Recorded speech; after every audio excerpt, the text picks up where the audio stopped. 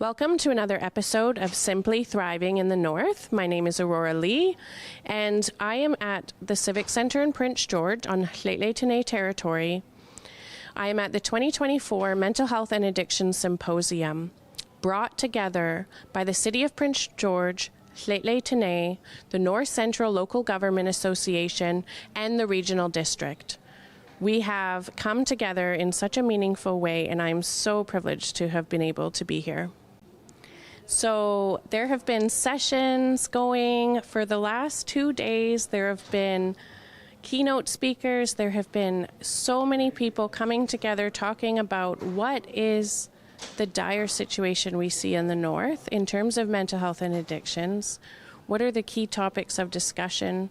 What is the focus and the plan ahead?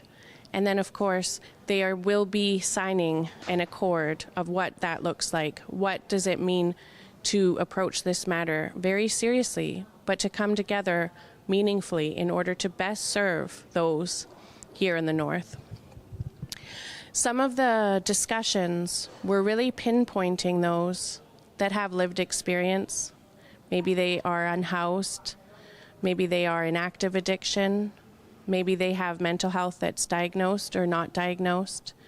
We have had professionals coming together from all around to share their wisdom, share their knowledge, share how they have approached what needs to be done.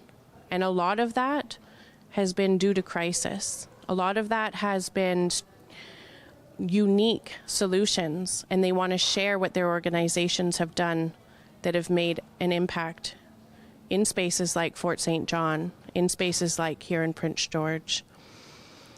This symposium was thought up over a year ago by some key people that I've already mentioned that have wanted to do best practice. And when we're working with other people, we need to consider what best practice is. And so I've been really honored to be able to witness those conversations, to be part of those conversations, and to also bring Simply Thriving in the North here, because that is what we're all about, is bringing in those conversations to where it matters the most and to make what have been uncomfortable conversations more familiar. It's through having discussions that will get us through some of these really challenging times. But first, we must note what those challenging times are. And so when you look around you, you can likely see there are people suffering. When you look around, you can likely see that there are too many people needing health supports, mental health supports, and they're just not getting it. And we know that what the system has been able to provide has not been providing a response to what is needed. Some of the conversations I've heard are recognizing the true value of human connection, empathy, trauma-informed, cultural safe practices. What does it mean to just show up and be there for someone? Well, that's something that each and every one of you can do, and you don't need to be a professional to do it.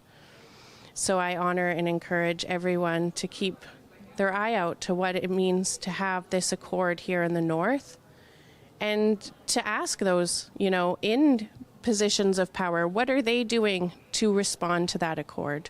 What are they doing to carry out those principles that have been discussed today? Thank you. So we are here with Mayor Simon Yu from the City of Prince George. Hi, Simon. Hi, Long. How are you doing? I'm well, thank you. And so what is it that the accord is all about? And then what is your commitment to that accord? The accord has been, we as a Northern community leaders, we have been working on this accord for almost a half year, which is a piece of document that we commit ourselves to the principles of how we're going to deal with mental health and addiction issues that facing our communities. We need a coordinated action plan. This is the set of principles is nonpartisan to understand the issues that we're facing and our commitment to work with each other and all the people that in the field, all levels of government, to address this critical, dire situation that we're facing. So this is what this course all about. And it truly is dire, and I also really see all of the wisdom that's been in the room and in discussion. And some of the key themes that I see too is the acknowledgement that trauma is the underlying element to mental health and addictions. And how committed are you to bringing trauma healing to the North? Yeah, it's the trauma is underlining, and more importantly, we discover, through this symposium, it is the underlining factor that the economy actually has its bearing on the family lack of support. We don't have enough of the preventive measures. A lot of young people these days are getting into drug issues and whatnot due to trauma, due to all sort of social problems that we're facing. So so therefore this is we need to do a lot better. Yeah. So will there be continuing conversations around how to bring trauma healing solutions here in the North, and what does that look like? Well, first of all, we need to find some fundings to make sure that we need treatment plans. We need to, heal the trauma. It's a long-term program. It's just simply react to a 1 or 2 hour of assessments, and it's not going to work. We need to look at this thing in a much broader base, and that's why, because it's long term, so the leaders, we need to commit to a core that will guide our commitment to this issue in the days, years ahead. Yeah. Thank you, Simon, and I look forward to continued discussion around what that looks like. Thank you. Thank you. So now we're with Tiago Santos with Connective here in Prince George. Welcome. Thank you. Can you let the viewers know a little bit about what your organization does? And in a brief snippet, I know that you can probably talk at length about numerous things, because I heard you speaking, and you do many things, but... Yeah. So I'm the mental health case manager, and Connective, it's a company where we provide housing for homeless people. So my work, it is to support them to navigate in the system and finding different solutions for trauma and hard situations in life. Great. So how have you found the symposium? Do you think it's been effective at connecting? Yes, I think this symposium is good because we are working in a practical way. Instead of just talking about it, there are some theories and data. We are approaching the system. We are tackling the problem in a direct way, instead of just, okay, let's think about this. No, let's find solutions. So it's a different way to tackle the situation, and I really like it.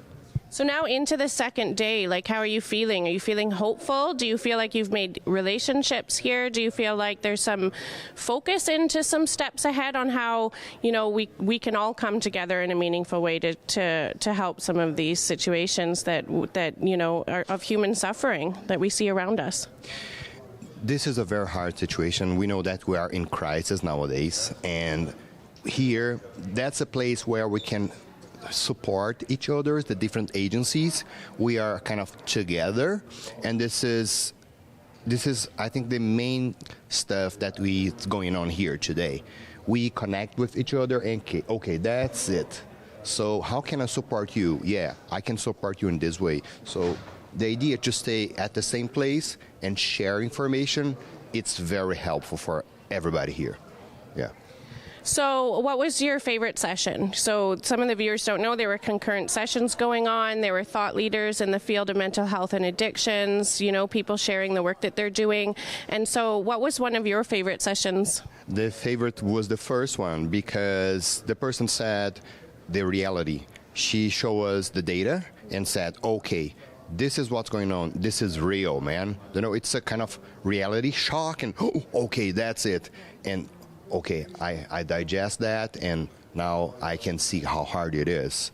So it was very helpful to understand that this is not something small, this is big, and this is going on outside every day. And we are just, trying. We are not, we cannot do a lot, because it's a complex problem. But we are trying to find solutions together here, and this is what is important for me. Sometimes we sit down at home. I was a researcher in the past, and just the data, it's good, but this is what's going on. And the first session was very helpful too. Okay, this is real. Yeah. I got goosebumps when you said that, when you looked at the data and you had that impact of, whoa, okay, because, we need to know the level of truth in order to then be in this stage of, so now what? And to move forward in a shared vision together. The idea, you said something quite important for me together. Ending up, we belong to the same, root, and if we see each other in this way, going to be easier to be more empathic, to understand that this is not something that the person chooses to live. It's not a choice. It's something that just happened. And if you are watching us now, be aware that the life, it's complex for everybody. And just, open your arms and support, give a hug, give a smile, and can be very helpful. Instead of, oh, this person, it's a cracky person. No.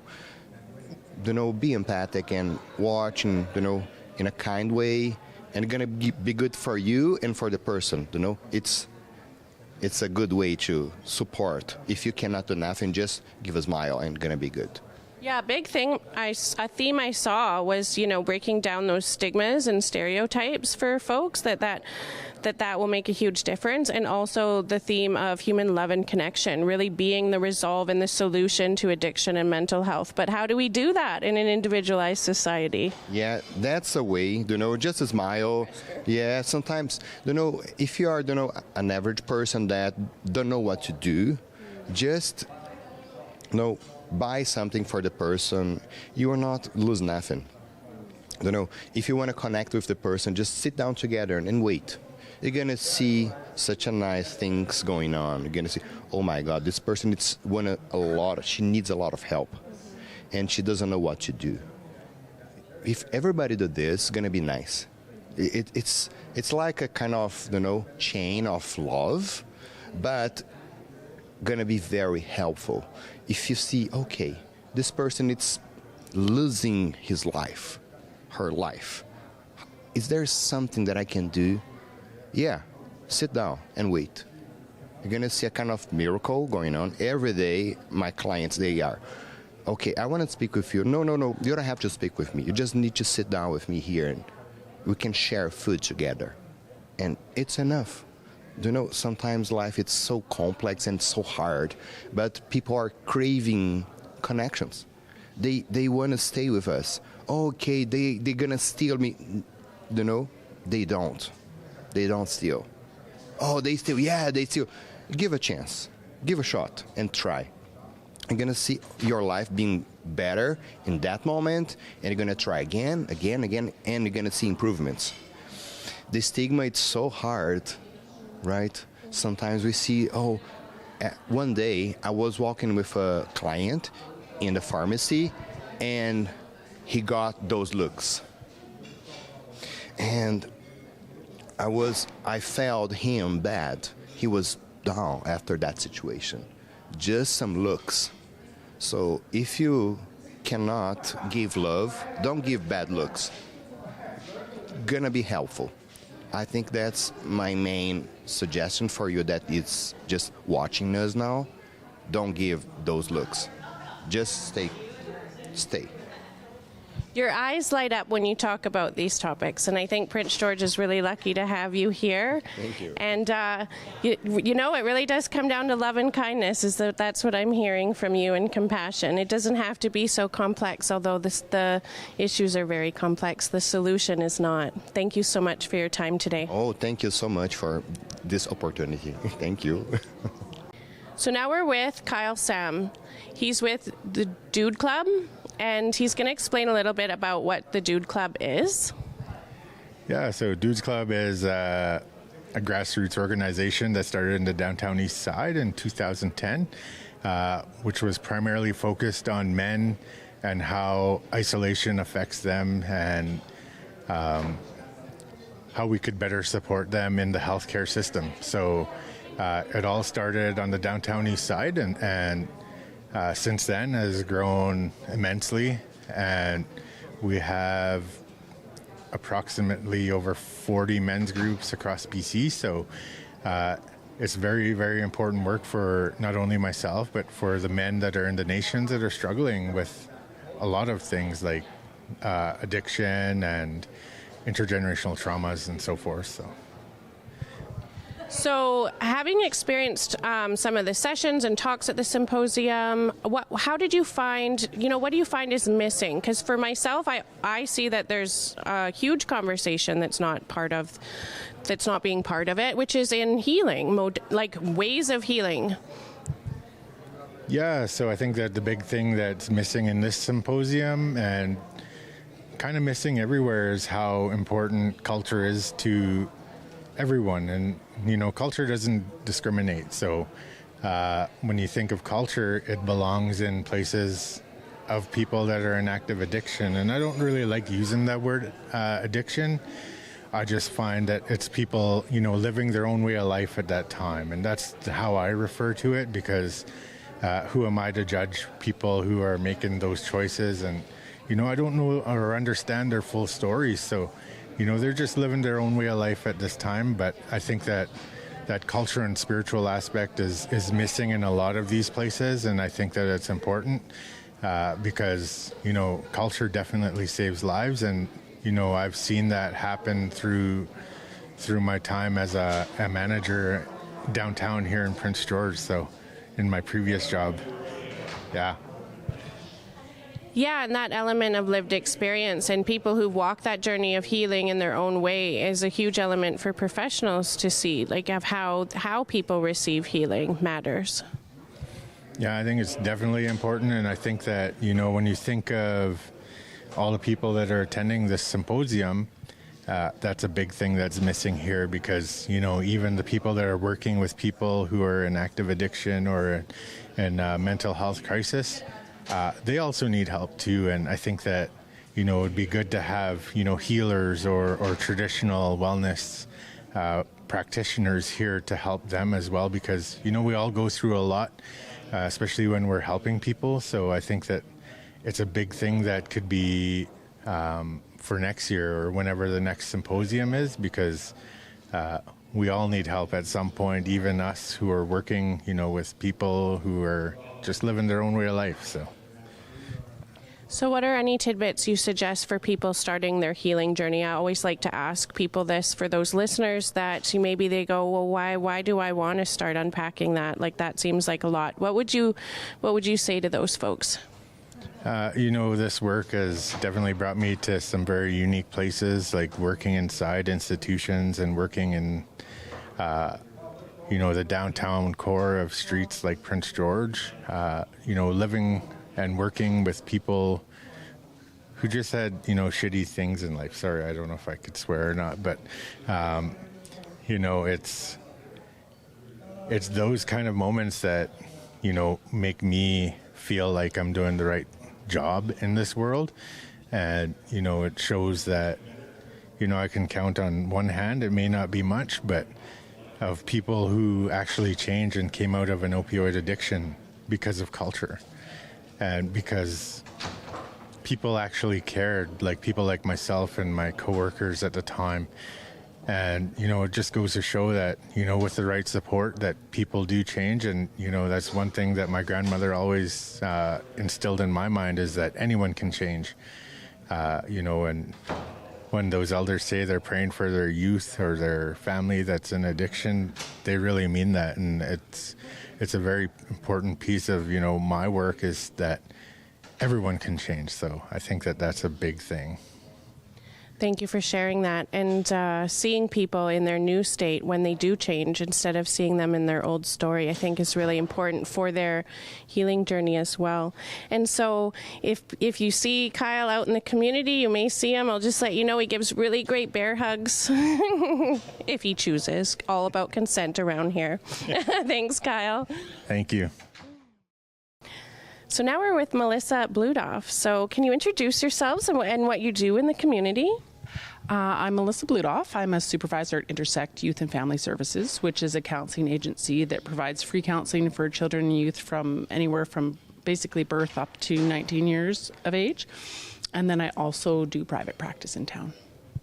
So your session that you presented to everyone in the symposium, I found it super impactful. If you could just narrow down for the audience just a snippet that you think would be like best deliverable, what would that be? Just that prevention and early intervention really starts in a couple places, in home, online communities, online Google searches, and also within the community and within schools. So sometimes people think prevention and intervention are a lot bigger things, but they are also, like you've said, the basics, right? So it's, are kids getting the right amount of sleep? Are they getting food? Are they knowledgeable about feelings in general? Can they talk to their caregivers about their feelings? Does it feel safe at home to express and talk about things, talk about your day? Because feelings are actually not good or bad, they just are. And even things like anger aren't a bad thing, it's what we do with that, right? And do we feel good about how we handle it or do we not? And so it's really important that nowadays, there's actually tons of great information online. And so I really encourage any family that goes and gets a diagnosis for their child before they rush to counseling and rush to these things, because they might end up waiting. They also do their own research. They figure out, what is this disorder? What does this mean for my child? What are the best treatment modalities? What am I looking for in medications? Why are medications important? There's a lot of myths, I would say, and stigma still around medications and mental health, especially for children and youth. And medication can be life-saving. And so I really just empower people to go and use the tools they have at their fingertips and get informed. There's tons of online groups you can join. There is support groups. There is parenting groups. There is actually quite a lot that can be done. There are apps for wellness that can easily be researched and utilized. Someone's having trouble sleeping. So many apps to help you sleep at night, to help you relax, to help you learn to meditate. And these are all the things we teach in counseling. Like, counseling isn't this magical thing that happens in an office. It's the basics.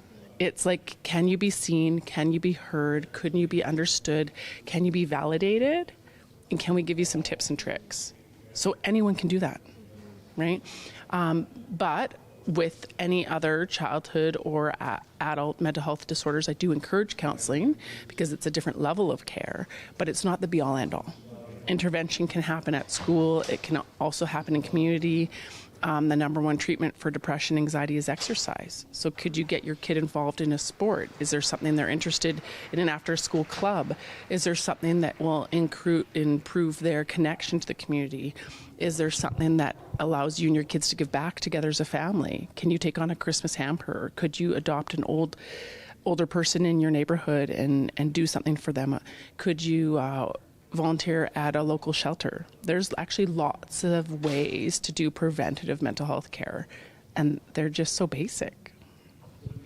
So, if you could wave a magic brush, and what would you do? What would be the first thing that you would create with that magic brush here in the city of Prince George? Great question. I would probably make sure that every caregiver and every parent understood what validation looked like and learned how to validate and hear their children. I'd probably start there. I got goosebumps. I think that the wisdom that you hold is so much, and I'm so grateful that you're here doing work with the youth. I was a youth that was in care in the streets of Prince George at one time, and it affected me for a long time, but it's also why I fought so hard to get out of that and to give a better life to my daughter. And, that level of understanding, it didn't exist then. And in some generations, too, they still hold this, in generations back, this idea that talking about or reaching out for supports for mental health, there's a fear there. And we know there's reasons why of what happened and historically to why that is. But I always hear that youth now, they're much more savvy and willing to engage and willing to talk. Do you find that as well? Yeah, I think that stigma around mental health has greatly reduced in online support groups I'm part of. I'm a part of a neurodivergent page. Everyone will ask a question, and so many of the answers are I found therapy really helpful. My therapist taught me this, or this is what I got. Don't do this alone, and so I think there's a lot of kids online also encouraging each other with therapy. My biggest caution, though, is for any child and youth out there supporting friends with, say, suicidality, depression, major depression, major anxiety. You're not a counselor. Your friend needs their own supports. You need to tell an adult about that. There's certain things that I don't ever want kids taking on. And it's not their job to keep their friends alive. And it's not their job to keep their friends safe. So there's still some of that happening. But I do think overall, a lot more kids believe in therapy, access therapy, have had maybe hopefully some good experiences in therapy. But then I would say that their parents also need it, right? So many parents rush to send their kids to a counselor, and it's but what about you? Are you taking care of yourself? Have you dealt with your past stuff? Have you got the supports you need in place? Because the healthier the parent, then the healthier the child's going to be. Yeah. Yeah, when you speak to validation, so when you ask, are you validating your child, what does that even mean? That brings stuff up for parents if they weren't validated themselves, which is usually the case if they don't know how to validate. Yeah. So then you get this, what is your suggestion then? Because that brings up so much for their own healing and well-being. Yeah, my suggestion is to find the free courses, find the parenting supports. Foundry has parent coaches. Intersect has a free parenting group that's every Wednesday night, and it runs through every month. We offer it. It's only 4 weeks, and it teaches validation. So you can't practice something you don't understand, and you can't practice something you've never received. So you have to start somewhere. So go learn what it is. Honestly, you can write scripts. You know your kids better than I do. You know what they're going to throw at you. You know what they're going to say to you. You know what they're going to do tomorrow. You know how they're going to try and pull something over you. Plan ahead. Journal out validating responses. Plan ahead for those little pinches and those conflicts that you're probably going to have. People don't wake up and just know something. You do have to put the work in. You have to learn about it. You have to practice it. You have to apply it. And then there'll be changes, and then eventually it becomes more natural. But no one just wakes up knowing how to validate, because you're right, generations have not been validated. They don't know what that is. They don't know what that looks like. We have a very emotion-avoidant society still. And so just even talking about feelings and emotions in the family and making sure your kids understand there's no good or bad, there just is a great way to start. But again, you just got to start somewhere. You just got to start researching, trying stuff out, switching up those old patterns. Thank you for taking the time with us today and sharing a snippet of your wealth of knowledge. Thanks for having me. So now we're with Mike Skripnik, and he's going to talk with us about the work that he does first. And I know that he's living in Squamish Nation, so he came all the way up to join us for the symposium and, share some of his work and understandings.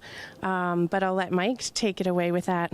Yeah, I have to say I am fortunate to live, play, and work in the Squamish Nation, Musqueam, and Tsleil-Waututh area, so I appreciate that. I'm Mike Skripnik, and I'm with Stigma Free Mental Health Society, as well as the work I do with men's mental wellness in the Unlimited Worth Project. Well, our co-host, Brent Gertz, would have loved to have been here to talk with you about mental wellness for men, but I also love the topic of men supporting men. And what does that look like for you? Men aren't in crisis per se, but there is a crisis. And one of the challenges is we've grown as men to be rather conditioned not to share anything that's going on with us. And with a burgeoning mental health crisis happening around us, we're a good portion of what's happening wrong. And what's happening wrong is the lack of communication, the lack of support, and the incredible perceived risk of sharing, of becoming vulnerable, of opening up one's weakness. And what I tend to stand on stage and yell from the highest mountains is the fact that that's perception. And I know everyone's perception's the reality, but the reality is a risk we perceive for sharing and opening up the things that harmed us in order to heal, the risk is far less than we could ever imagine. In fact, there's little or no risk, and that's what most men just don't understand.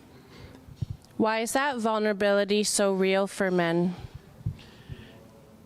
Men have a history of protecting and providing and preserving. And if you consider how hardwired we are, we're talking deep DNA stuff, thousands and tens of thousands, millions of years old. That wiring keeps us preventing, on edge, ready to take what's ours, protect what's ours, and preserve the lives around us and our own lives in order to survive, move forward, so that our children's children can be there to tell the tale. And that hypervigilance that happens as a male, one of the biggest keys is you certainly don't want to show a weakness or a vulnerability or an opening for someone to come in and take your stuff, lower your status, lower your stature, or to be revealed to not be as strong as you hope to be shown as. So you talked about the issue being that, a big problem is the lack of men showing up or ability to, and how I probably didn't frame that accurately in your words, but can you go into that a little bit more? About how men show up? Well, yeah, you said there's a disproportionate amount of it is relating to men's mental wellness of not being able to be vulnerable. Yeah, I think, as I said, it's part of that social conditioning. And one of the key elements when it comes to vulnerability and mental health is that most people haven't had a mental illness. There might be 1 in 5 people who are going to struggle, but only a very small percentage are actually in a mental illness. So it's a new feeling. Those feelings of depression, despair, anxiety, worthlessness, hopelessness, they're fleeting until they're not. And so there's a cumulative effect with men. And the reason the cumulative effect just builds and builds and builds is because there's no outlet. Men don't use outlets. Men don't understand that outlets are important as much as they're available. And other men, we talk about space, other men don't remove the risk for them to have that space. Or, again, men perceive that there's greater risk than there is. And so the accumulation effects, kind of manifest as isolation, manifest as self-harm, personal harm. And sometimes that's just in behaviors of risk. It's not always outward physical abuse of oneself or other people. It can be, I bet the company's fortunes today because I can't deal with my stuff. It was my way of dealing with the chaos in my head, and that type of activity becomes detrimental to society. It's interesting in the workforce, men and women occupy a lot of blue-collar industries. A disproportionate amount are men. And the most interesting thing is the harm that women perceive, the mental health challenges that they face in the workforce. 6 out of 8 of the top reasons are related to the men in the workforce. And so if you consider men struggling, and before we are quick to judge about a man's behavior or the things that they did do well or they misstepped on, what we need to do is understand how we might be able to help them, how we can help them become more comfortable to perceive no risk in the conversation that's the most important. I joke sometimes about sports and weather. Sports and the weather is a great default conversation, and it's, I think, one of the most challenging and difficult conversations men can have, because we're really just hiding the fact that we'd want to talk about something more serious, but we're not sure if that's a safe thing. And so I say, let's talk about the serious stuff, and we can always get back to the sports and the weather. If you could wave a magic brush and create what you would want to see in terms of this topic, what would it be and why? For me, the biggest opportunity lies in supporting the middle. And I say that a lot. And when I say middle, I mean the broadest swath of men, say men in this case, or of society that feels that the current supports don't look and feel or were built for them. When they look around, they see supports for the edges and the fringes in perception, right? But that's where the money's gone. The money's gone to those real important, needed services. The challenge is the middle feels left out. They feel like it doesn't feel like a normal guy or a normal lady who wants to like just talk about their stuff and work through their mental health challenges, you know? And I think that's the biggest opportunity. And then if you were to take another step forward, the next biggest opportunity is create strong peer and community connection, which is the thing that's evolved so badly for our society. And that is, you know, the pandemic just like amplified it, but it didn't mean it wasn't already happening. Our lack of connection and personal connection to community has destroyed our understanding of acceptance in community, even when we're not good or well. And to increase that or improve that, is to develop peer support, community groups, and a knowing. And I say this before, I've said it before, is there's a common sense that we always talk about not being alone, right? And you know, one of the first things you learn in suicide prevention conversations is don't say you're not alone, because the person who's going through that moment is extremely alone, and they can't be convinced otherwise. And they're right, because they're the only ones inside their head. So I think that their opportunity is to start taking an approach that we've got your back. And when we really consider what community and peer groups provide, it's a group of people, your personal, your family, your social network, that has your back. And when you know people have your back, you're willing to go into those weak and vulnerable places. So if I know I'll be fine, I'll go there. And if I go there, guess what? I might just get some help, you know? And so when we get into those moments where we feel the most risk, we feel the most vulnerable, and if we feel alone, we're not going there. But if we know that the group around us, our social group, our support group, has our backs, you know, simply a man to another man, if you say, I got you is the most powerful thing. You're not alone. You know, it's okay to not be okay. Sure, those are all true. I got you. I have your back, and I'll be here when you need me. That's critical. That true psychological pillar of safety. And I think sometimes that is, you know, if you have it, you don't even realize you have it because it's just what you know, but you really notice it when you don't have it. And so you also said something about, you know, speaking from the mountains, about the work that you do. And so where can people find some of the services you offer relating to this?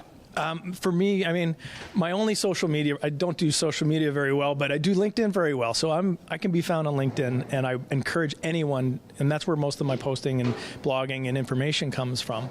I'm closely affiliated as a consultant with Stigma Free Mental Health Society. So our work in the awareness, understanding, and acceptance piece of peer group support is extraordinary, and we're moving into the north to support the northern regions of BC, remote and rural regions. And then my own personal pet project in the men's mental wellness and corporate wellness space is Unlimited Worth Project, unlimitedworth.org. Thank you so much for your time today and sharing your wisdom. I'm pleased that you're doing this, Aurora, and so thankful that you do this. Thank you. Let's ground ourselves. Yeah. We can do that by tapping. Okay, sure. And then we go to the side of the eye. Okay. And then under the eye. Under that, okay. And then below the nose. Yeah, I know this one. And all the acupoints coordinate to an organ. Right. Oh, we have the collarbone. Yeah. Minimum 7 times you need to like okay. tap. And then under the arm, like just under the armpit. Wow, I feel so relaxed. Lastly, we're here with Leah Martin, and Leah came up to me and we got chatting, and I said, can you help to close off the episode? Because we can think a lot and we can learn a lot, and if it all stays up here in our cerebral, brain, then we're not really implementing it. We're not walking that understanding, and that so often happens in busy lives and busy professional lives. But it truly is amazing to drop it back in to what really matters. And thanks for being with us. Thanks for having me. So can you explain what we just did? So what we were just doing was a series of tapping on acupoints that is a protocol involved in what's called emotional freedom techniques. It's commonly called tapping.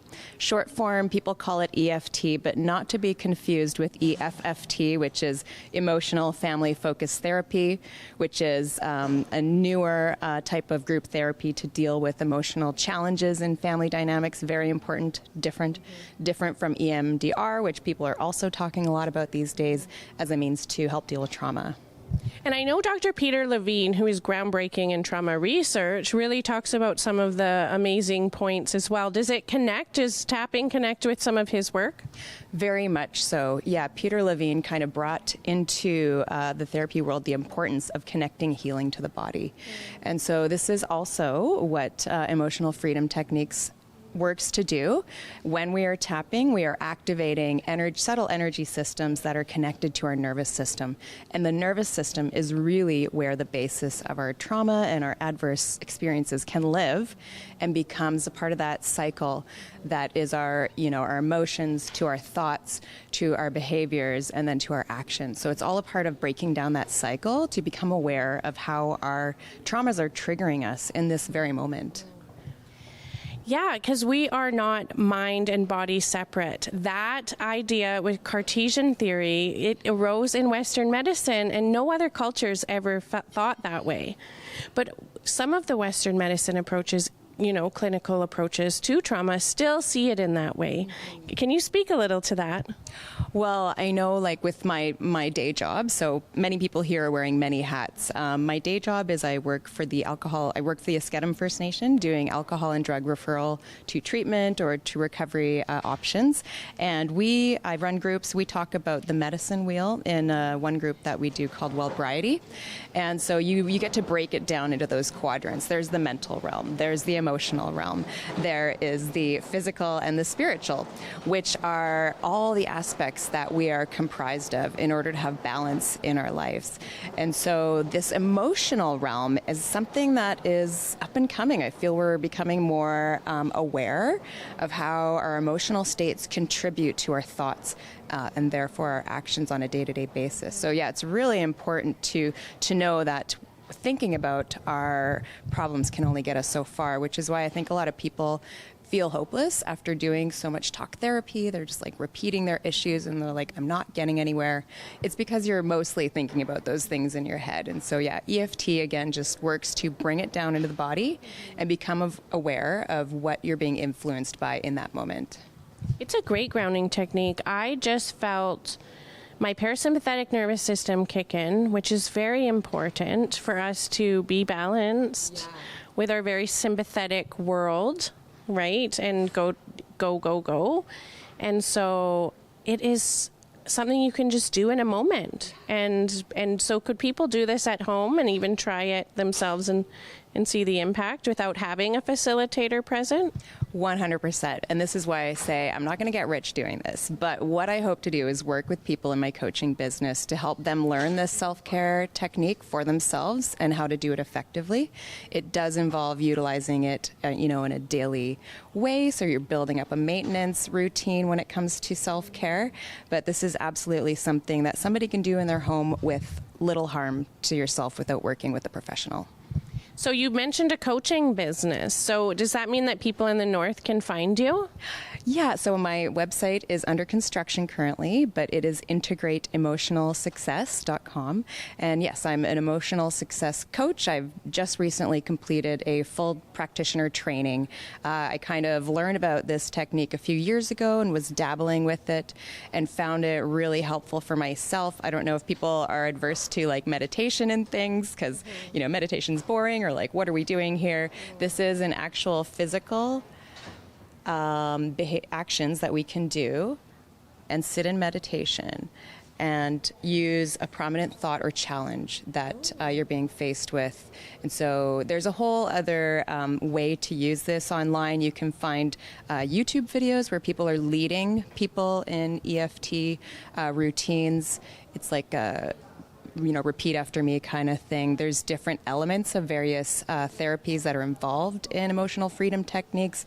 We're utilizing exposure therapy. We're utilizing cognitive behavioral therapy aspects. We're utilizing motivational interviewing when we are working one-on-one with someone. So it really is a diverse tool. At the very least, crisis intervention, just tapping on the points when you're feeling overwhelmed or stressed, to working one-on-one with a counselor where you're going, or with a practitioner, where you're going into depth with a specific issue that's personal to them.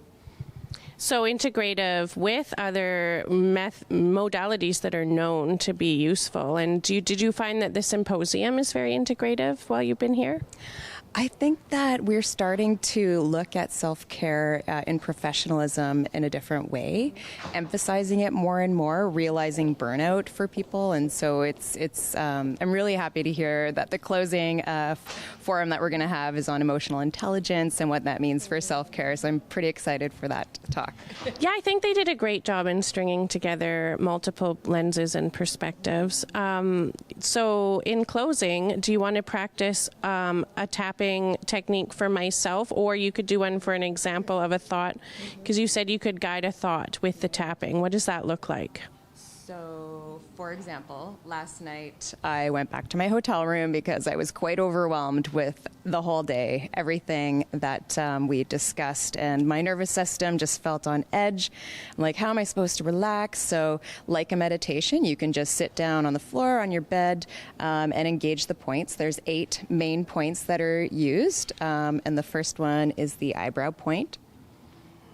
And the second one is the side of the eyes. And you can tap a minimum 7 times or longer, however long it feels good to you, under the eye. Do you think about the thought that you're working on as you're doing it? Yes. Can you say it out loud, like how your thought would be going with it? So something I would do, if I'm using a specific thought, I would include the side of the hand point, which we call in EFT the setup. So I would bring it to my awareness by saying, even though I'm feeling very overwhelmed because of all the information I just took in today, I will deeply and completely love and accept myself. And then you say that 3 times, and then you would move to the points. And just with the exposure therapy aspect, you would just say the most activating part of that, which would then be the feeling overwhelmed, feeling overwhelmed, feeling overwhelmed. And as you are tapping and saying these statements, bringing it to mind and saying it activates the nervous system. And the idea is that you're bringing safety and calm to your nervous system as you go through this tapping routine. So it helps eliminate that emotional avoidance then, because you're bringing it forward and being with what is, and then recentering a new approach to your nervous system. Very important what you just said, being with what is. We do have a tendency to want to avoid or run away from. The whole point to have emotional success is to integrate these experiences that we're going to be exposed to regardless sometimes. So don't avoid. Our goal is to integrate so that we can move towards living in our window of joy. That's so beautiful. Thanks for your time today. And I think it's also a resilience piece, hey, which is always talked about in mental health. Thanks for your time. Thank you. I just want to honor that there may be people who are not included in these conversations, those with lived experiences, those who've lost loved ones, those who are feeling suicidal, those who are struggling with their mental health, those who may not even know what that means yet. I want to honor all of those people that haven't been able to share today, and those voices, because those voices truly matter as well when we have these important discussions, when these frameworks and solutions are being built. I know that we don't know everything that we don't know, and that is true for each and every one of us. And so if you're thinking, hey, well, what about this perspective? It truly matters. You're right. It does truly matter. And you truly matter. If you are currently feeling isolated and alone, I really hope that you can see there are people who actively care and are putting their best foot forward. They are putting their efforts into finding strategic solutions. This is not an any one person problem. This is all of us. This is universal. This is a human issue of being disconnected, of being not in a way that doesn't understand how to progress to thriving, because we've been surviving for so long. And oftentimes it can feel like you are alone, but there are resources out there, and I hope that even from the 6 people that you heard from, you can have an idea of where you could go and turn to. And I understand that there are cultural ways of being and knowing that are also very valuable when talking about how to treat mental health and addictions. And I honor and uplift those as well, from all nations, from all parts of the world. We have this universal aspect that's true for each and every one of us, and that is loving kindness. We can always show loving kindness, no matter how complex the situation is. We can bring it back to having safe connection, but it starts with safe connection with the self first. And so if even one little seed planted today and you feel motivated to reach out and start a journey of having loving kindness for yourself by asking for help, or by just wanting a peer, wanting someone that's beside you when you say, hey, can I go to that community event? I haven't been out to a community event in a long time. Do you want to show up with me? You know, that is loving kindness towards yourself and replenishing your spirit. Thanks for tuning in to Simply Thriving in the North. This is Season 2, Episode 2. I hope you keep continuing to tune in, because we'll be having more and more guests on each and every episode that will continue to deepen these conversations. Take care and simply thrive.